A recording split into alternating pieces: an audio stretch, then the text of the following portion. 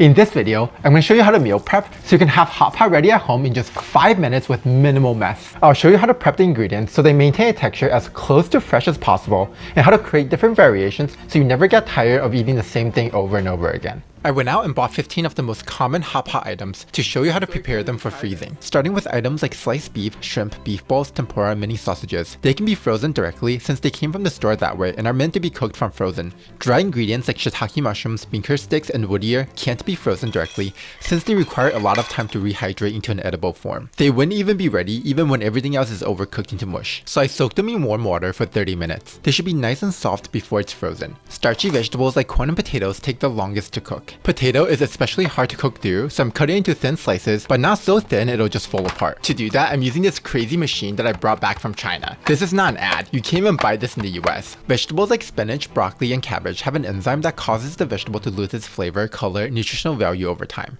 This enzyme continues to work even when it's frozen, so the vegetables will become mushy and develop an off flavor within a few weeks. To stop that from happening, I'm going to blanch them in boiling water for just a few seconds to deactivate the enzyme. Then I immediately dunked it into ice water to stop the cooking. This prevents the vegetable from being overcooked when it's heated from frozen, but make sure you gently squeeze out the water so there isn't a bunch of excess ice after being frozen. In addition to the green vegetables, mushrooms, potatoes, and corn also need to be parboiled, so the cooking time is reduced after freezing. 1 minute for enoki and about 2 minutes for shiitake, and 3 minutes for corn and potatoes. Make sure the water is gently squeezed out of the mushrooms too. Tofu actually freezes really well. After being frozen, they develop this spongy texture that soaks up all the flavor in the soup. But don't use soft tofu because they'll break after being reheated. For carbs, I'm going to use spaghetti because I found a way to prepare it so it cooks in the same time as everything else. It turns out if you soak spaghetti in water until it's soft, it cooks really fast from frozen. For our final item, we have Spam. I didn't actually test freezing Spam ahead of time, but it's just processed meat, so it'll be fine. All the food in front of me is enough for 6 portions, and let's get packing.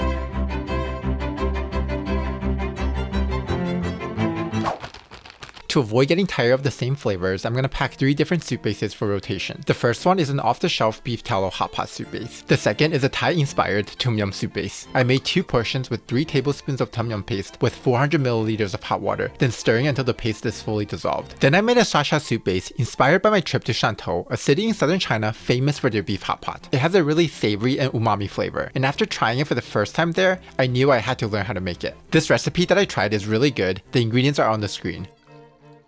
To make the concentrated soup bases a little bit easier to pack, I'm freezing them overnight in these molds. It's okay if you don't have these, regular ice molds work too. Then I vacuum sealed it.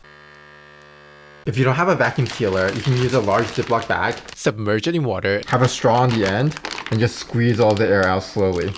It's a little more time consuming, but it'll still work. You won't get a perfect seal, but it's good enough.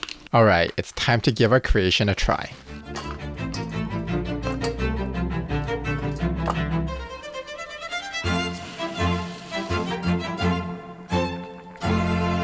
I'm adding a cup of cream here. I promise you it's so good and not weird at all. Then sprinkling on some sesame to elevate the flavor and give it a bit of texture.